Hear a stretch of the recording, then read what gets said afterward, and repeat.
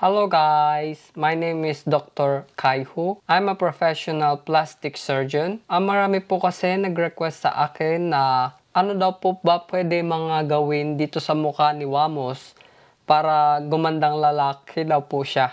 So ito gagawin natin ang mga pwedeng posible kong gawin sa kanya, kung anong mga procedure sa mukha ang gagawin natin. Ang gagawin natin, ang unahin natin dahil payat ang jaw niya. So, gagawin natin, patatabayin natin ng konti. Yung jawline, wag na nating pakialaman dahil sagad na yon sagad na jawline niya. So, sunod natin yung chin.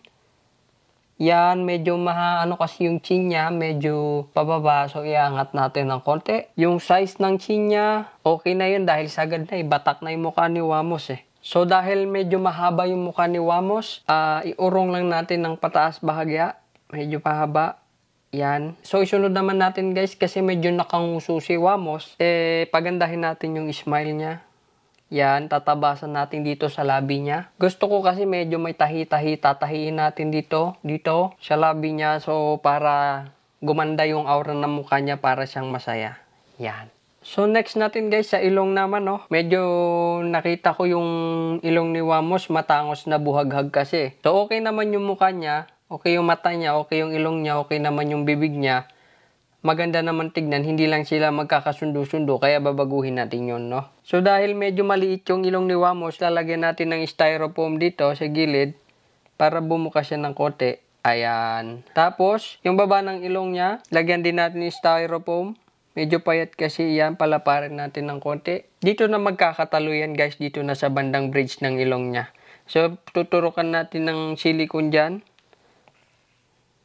Para tumangos ng konti. Ayan, ang ganda na guys. So, pantay na siya dito, galing. Next natin guys, dahil medyo mahaba yung ilong niya, tabasan natin dito ng konti, urong natin pataas. Yan. Ganda. So, bali medyo malaki butas ilong ni Wamos, palitin natin ng konti.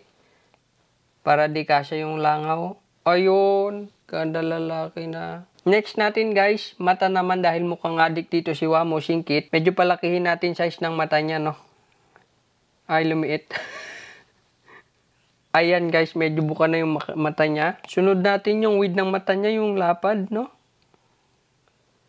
Ayan, okay na siguro yan. Tapos yung mata niya, gusto ko tahiin ko dito para tumaas-taas ng konti dahil singkit nga si Wamos. Mukha siyang adik dyan pag mapayat. Yung mata niya, yung maliit, singkit. So, palakihin natin ng konti. Ayan. So, para kasi siyang nakatingin sa malayo dito, hindi pantay mata niya. Pantayin natin, guys. Ayun na, pantay na siya, guys. Distansya mata niya, gusto ko kasi medyo malayo, guys, dahil dikit na dikit mata niya. Layuan natin konti. Ayan, ang ganda. Sunod natin lips niya, guys, medyo nakanguso kasi siya. Tignan natin kung madiskartehan natin tahiin dito. Ayun. Kuha guys. So, kaya ko pala siya tahiin dito. So, ito na yung before niya. Ganda. Click natin before. After. Before. After.